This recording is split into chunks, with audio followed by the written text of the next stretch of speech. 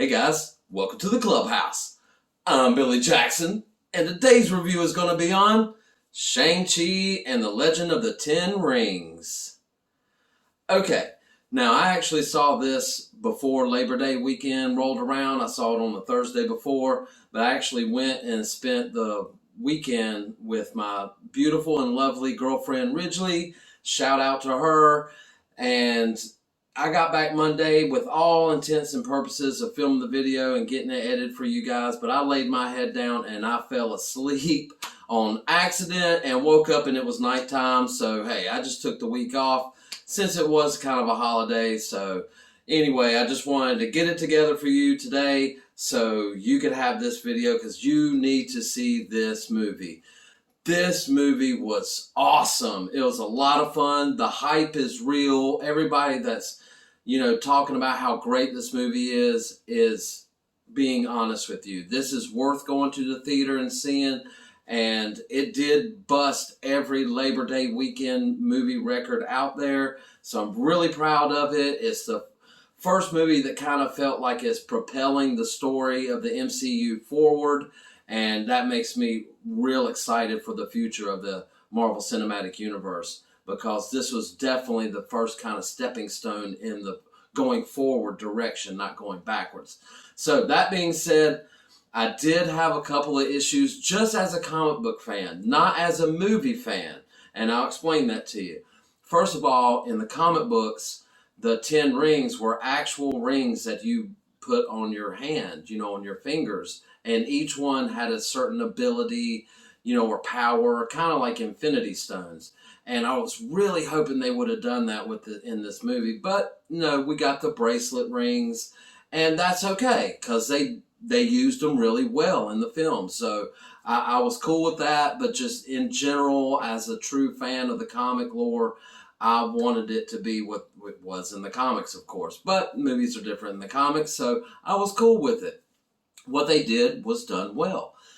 And there is a character that comes back from Iron Man 3. I'm not going to spoil it or anything, but when I first saw him, I was like, okay, I'm just going to go ahead and tell you. It's Ben Kingsley, who was acting like the Mandarin in Iron Man 3. He comes back, and when he first came on screen, I was like, oh, God, please don't ruin this.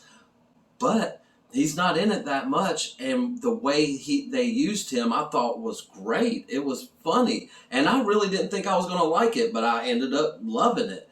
This movie is very good, and only a true fan of stuff like that is really going to nitpick it like I do. But I just wanted to give you my little critique on it. Those were the only little problems I had, and I was cool with those problems because they were done well in the film. So hands down to that. So, the action in this movie was awesome. The fighting, this is really the first MCU movie about martial arts, and not even really about martial arts, but has a lot of martial arts in it.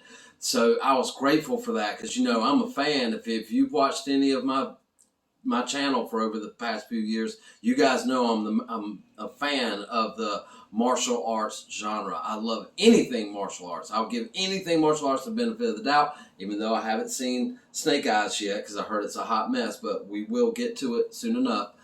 But that being said, this movie was like a breath of fresh air and a lot of fun. And Aquafina in this was hilarious. She had me rolling the whole movie. But anyway, guys, a lot of action, a lot of fun. The acting is incredible. The action is incredible. There are some wonky CG moments. I will, let you know up front that some of the CGI mainly near the end, could have been done a little bit better. But again, a small nitpick compared to the story of family and them coming together and the whole story behind the Mandarin and his family, I thought was incredible. And like I said before, a breath of fresh air, because we've been stuffed with like misery, with Infinity War and Endgame and all that. So it was good to get some good feelings and some joy in the theater, and this movie brought the pain. I loved it. And I mean pain in a great way, like good pain.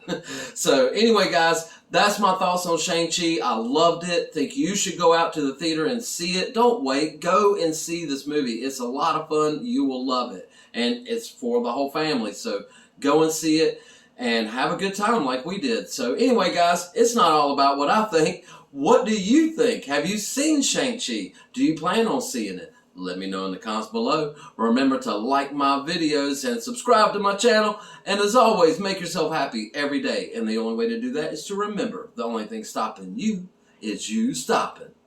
Oh, bam!